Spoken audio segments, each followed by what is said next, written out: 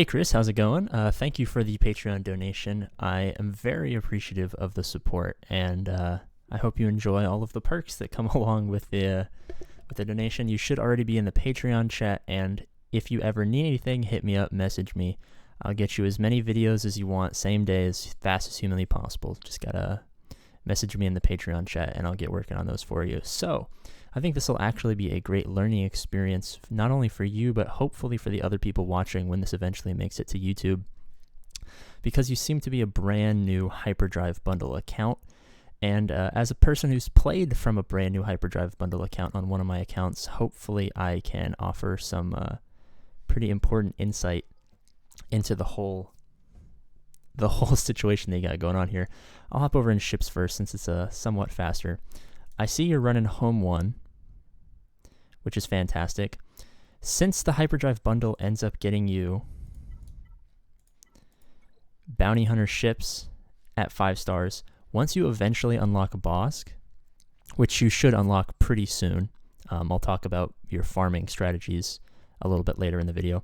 Once you unlock Bosk at 5 stars, it'll allow you to grab the Millennium Falcon, which will pair very nicely with Home 1. You'll run a starting lineup of Home 1 capital ship, obviously, Houndstooth from Bosk. You'll run the Millennium Falcon, and then you'll either insert Ahsoka Tano or Anakin into there, with the other one being the reinforcement.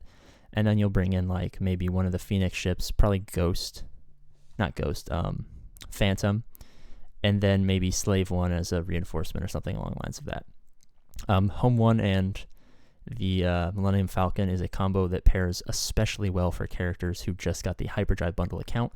And since you're going up against a couple of other players who might have also got it, you have a unique opportunity to climb very quickly, allowing you to gain a ton of credits in the early game. Credits you can use to save, basically, towards refreshes, towards buying late game gear once you get to it, or anything else that your heart desires.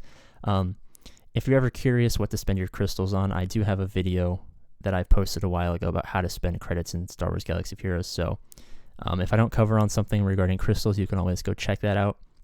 I also have other videos about Hyperdrive Bundle if I happen to not hit on anything and someone watching this video wants to see what I've said in the past. You can obviously message me and I'll get you videos to clarify, or just talk to you on Discord, or lots of other Patreons prefer like some sort of conference call type thing where they just DM me and they call me and we talk about the roster. They share their screen and we go through stuff. Yeah, so if you ever need that, just let me know. But ships doing really well. Try to climb as high as possible, get in that top 10, that top 5, get those extra couple hundred crystals. If you can manage to squeak out a first place, that's 400 crystals, and that's just fantastic. So you are running a proper Jedi for your squad arena team, which will help you grow super fast. Since you have the Zeta on Jolie, pull out Old Ben, throw Jolie in there, especially with the Zeta. It'll just bump you up another couple hundred spots, give you some more crystals, kind of like the ships. You have an early distinct advantage in squad and fleet arena, being a Hyperdrive Bundle account. So take advantage of those extra crystals, of those extra rewards, before other people start just spending exorbitant amounts of money, and you can't really catch up because you probably don't have thousands of dollars to spend on this account. So, right off the bat, Darth Vader being the strongest character is a must. Star Wars Monopoly dictates that Darth Vader has to be your strongest character. I imagine you have his leadership, Zeta, and Merciless Massacre. Yeah. No Escape is not super useful until you go against higher level Geos. But Hyperdrive gives you a fairly unique need for this Zeta eventually, and I'll talk about that a little bit later when we talk about Grand Arena strategy. So your Jedi's are your highest, which is to be expected. Let me just quickly open up the Jedi faction tab. So you have 7 stars, 7 stars, 7 stars. I'd say Kanan Jarrus is probably the fastest of these Jedi you can get to 7 stars, since he is a squad arena shipment farm. If you can farm him up to 6 stars, get that 6-star Grandmaster Yoda, get him up to 7 stars, get that 7-star Grandmaster Yoda while you're working towards your Jolie. It'll only make your squad arena team, your squad arena team and your Grand Arena potential a lot higher. Now, we're having Grand Arena start soon, so you have about a week or maybe a couple of days to start to fine-tune and strategize for your first ever Grand Arena, which should be exciting. let's see, or your first ever 5v5 Grand Arena. Maybe you participated in a 3v3 recently, but your first 5v5 definitely, because I don't think this is a month-old Hyperdrive Bundle account. So we have our Jedi. That should be your first farm for Hyperdrive Bundle players. Okay, so your next farm should probably be, if you farm the Jango node, you'll unlock Jango, and since double drops are still here, permanent double drops, you'll get him faster. But there's also permanent double drops on Houndstooth, which you farm in the same node. So that Jango node is pretty much the best node in the game. I don't think there's any nodes that are quite as good as that one. So farm that node, farm the Bosk node, then you'll have a Bosk Jango Boba team, and that's a very strong start for Grand Arena and for unlocking Chewbacca, which we'll talk about in a little bit. Also in the guild event, not guild event, you know the one I'm talking about. Not the one you get for territory wars and territory battles, but the other guild token, the one you do for doing your daily challenges. Every time you see either Zam Wessel or Dangar start buying up those shards, they're going to make the Chewbacca event way easier, as well as they're great characters that allow you to get more and more banners on offense in the future. So if you see those characters in the shipments, definitely save resources to spend on them. Get them up to 7 stars as fast as possible. Clone Troopers, they're pretty easy farms, and some of them are in shipments. I wouldn't put too much resources towards them, especially because you don't have Shock T. I would get them to 7 stars and just keep them here. You're not really going to need them for a while in Grand Arena, so I would just don't gear them, get them up to 7 stars, don't waste too much resources on them. Droids are pretty average, okay. Empire, obviously every Darth Vader. EP Thrawn. I know resources are going to be, especially credits are going to be kind of scarce at the moment. These characters are a little bit used for slightly later, so I would maybe hold off if you don't have a ton of resources. I would hold off just a little bit on these guys, especially because they go really well with Bastila Shan Fallen, a character you don't have yet. So maybe you wait for that Bastila Shan Fallen unlock to start really getting these guys going, because that trio, especially in Division 10 where you're at, is going to be incredibly dominant. Ewoks, obviously, you should have none. Galactic Republic. So eventually you're going to want a Padme. Padme you can unlock with Separatists. I have the easiest guide to unlock Padme Amidala on this channel for people who aren't Chris, who want to watch that video. But Chris, basically, Newt Gunray lead, gear 8, 9, maybe 10 if you're feeling super powerful. And then gear 11, 7-star Jango. Those 2 characters get you 7-star Padme Amidala. So since you're already farming Jango on that Houndstooth Jango node, again, best node in the game, and Newt Gunray is an easy Squad Arena shipment unlock, you get those 2 characters to 7 stars, you have yourself a 7-star Padme Amidala. It's that easy. So that's just another bonus. So while you're working towards your Jango, just think in the back of your mind, hey, I'll start gearing up towards a Padme team. Also, if you can get in a good guild, you can start unlocking General Kenobi. And then you throw General Kenobi, so you go Padme, General Kenobi, Jedi Knight Anakin, Ahsoka Tano, which you don't have, but luckily she is a super easy, I believe, Galactic War farm, so that should be no problem for you. Geonosians.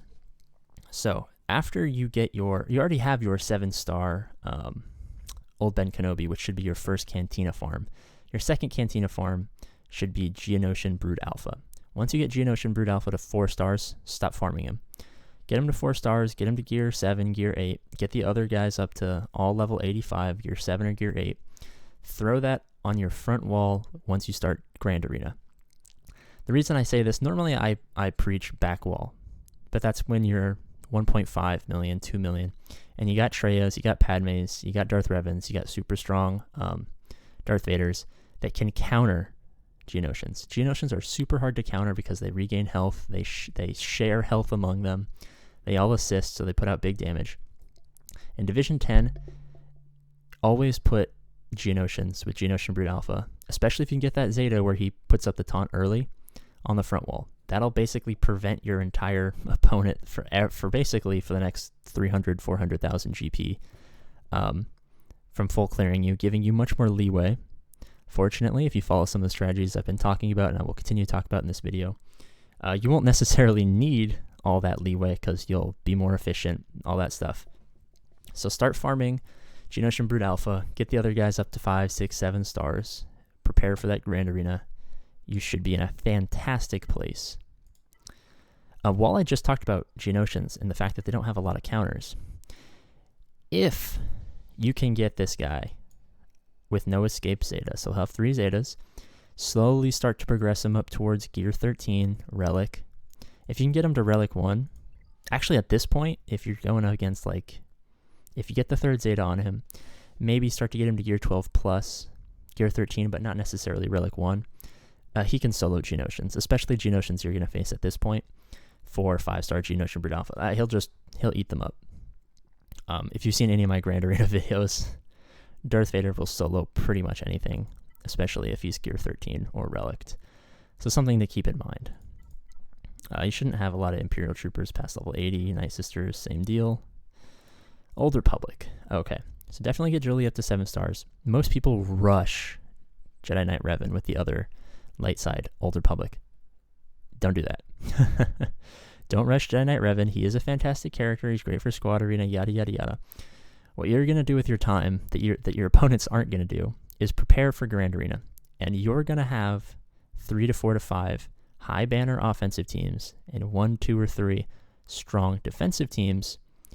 And you'll get first place every week. You'll be super highly ranked in Grand Arena, and you'll just roll over everyone. It'll be the easiest Zetas, the easiest championship currency, the easiest credits, all that stuff that you'll ever have, because you took the time at the beginning to plan out your strategies, prepare for the Grand Arena, and not just be one of those blind Jedi Knight Revan first, Jedi Knight Revan only people who basically screwed themselves over for a couple 100,000 GP in the future. So yes, Jedi Knight Revan is good. Don't farm the other ones until you have all of the teams I will talk about at the end. Phoenix, these guys are easy farms. I wouldn't really touch them for now until you get about 1.5 million GP. Rebels, okay. Stormtrooper Han, easy farm. Princess Leia, easy farm. You already have Luke Skywalker. You already have Old Ben Kenobi. Super easy farms. Once you get your R2 to 7 stars, and these 2 to 7 stars, get yourself some CLS. If you're in a good guild, you'll have easy access to Han Solo. Then you run CLS, Han Solo, Chewbacca. Fantastic high offensive octane offensive team. Basically will dominate. At this point, I mean, there's nothing CLS can't beat. So you'll be in a very fantastic place. Again, this is where the strategy comes into place. We'll have a CLS Han Solo Chewbacca team. We'll have a Jedi team that we can split up into 2 until we get Padme. Eventually we'll have Padme. We'll have a high banner bounty hunters team. We'll have our Darth Vader solo. And you only need to beat 3 teams at this point. Division 10, 9, 8, maybe even 7. Maybe not 7, but 10, 9, and 8. I think you only need 3 offensive teams, 3 defensive teams. You'll get 60 banners, which is max, or more. So you'll probably average 61 or 62 banners on offense. Put the other ones on defense. Your opponents won't full clear. It'll be the easiest. It'll be the easiest thing that you've ever had to do.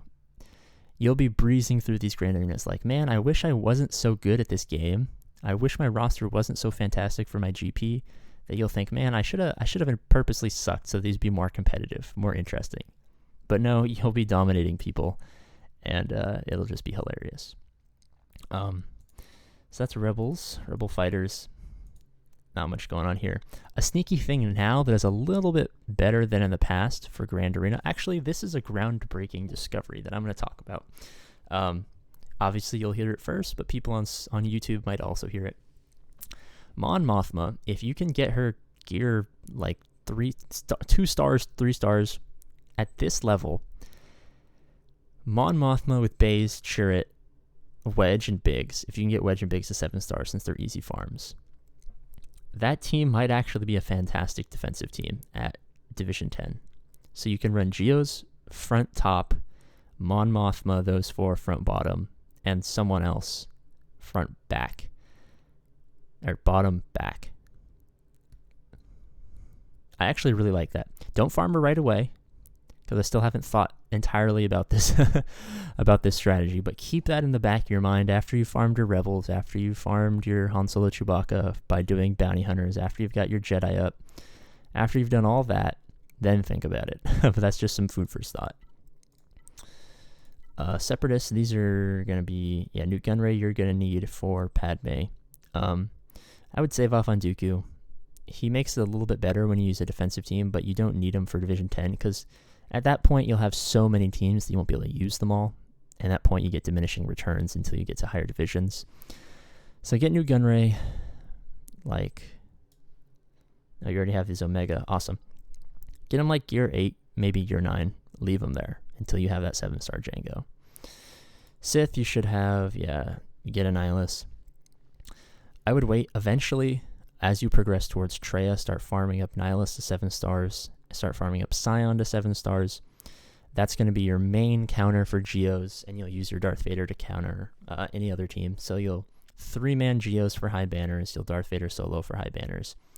And at the point you have Traya and these Sith, and you farmed your other teams, you'll start to need 4 or 5 teams on offense. So having these extra teams will actually make sense at that point. But that's a farm that you would do after everything. Let's see, Tuskens, come on, man. You got to get that. I actually have Discord open. Shout out to you're not here. And then, do me a favor, man. Galactic Republic. 400 Squad Arena tokens gets you 10 shards of a character. You can unlock Cup at 1 star for just 10 shards.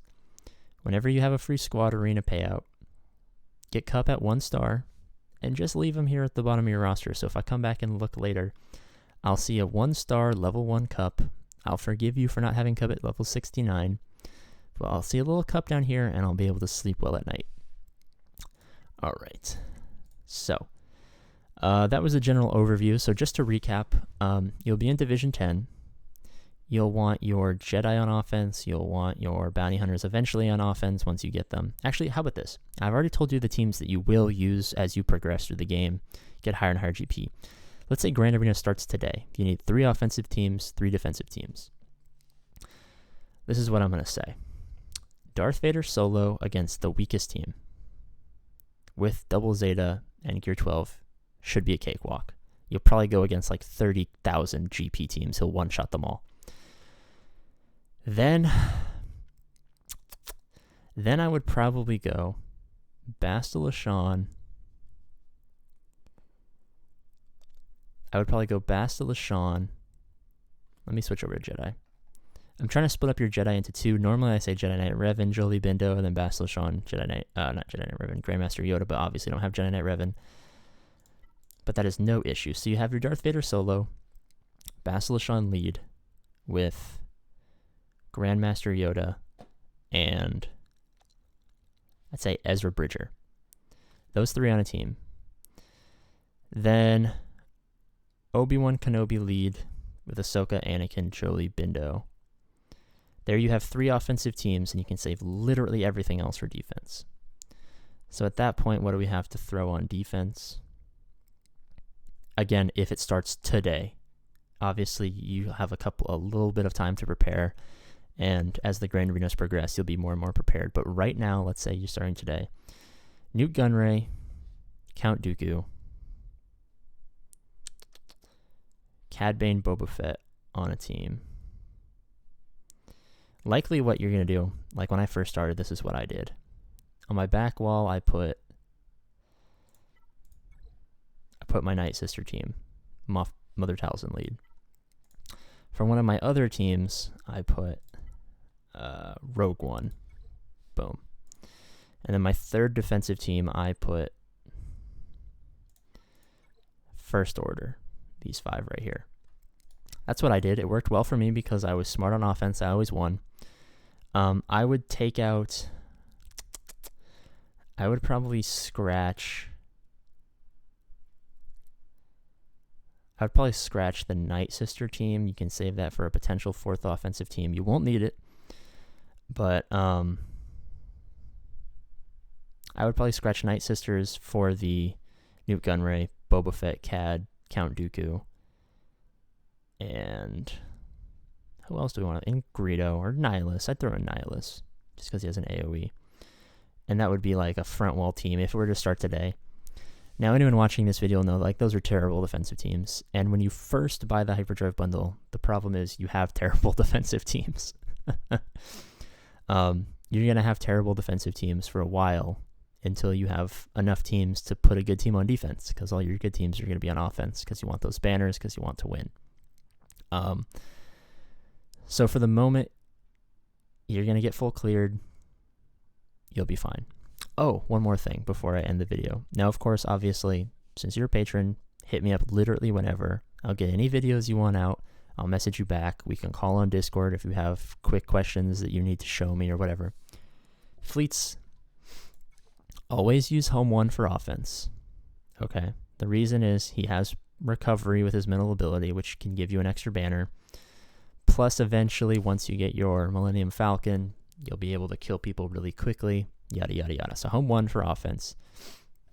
I would say Executrix for defense. Yeah, I'd probably say... Actually, at this point, since your Executrix is pretty low, he's probably pretty slow. How much better is your... Nah, I'd use Executrix for defense. So go Home 1 capital ship. At this point, with the ships you have, go Phantom, Ahsoka Tano, TIE Silencer, your first three. And bring in IG-2000 as one reinforcement. Then I don't know if you can even have more than one reinforcement. Bring in those four. And then put Imperial on defense with Umbaran and Ghost. And then have Slave 1 be the reinforcement on your defensive team. That should give you the best possible chance to maximize your banners on offense, as well as minimizing the amount of banners your opponent is able to get on defense.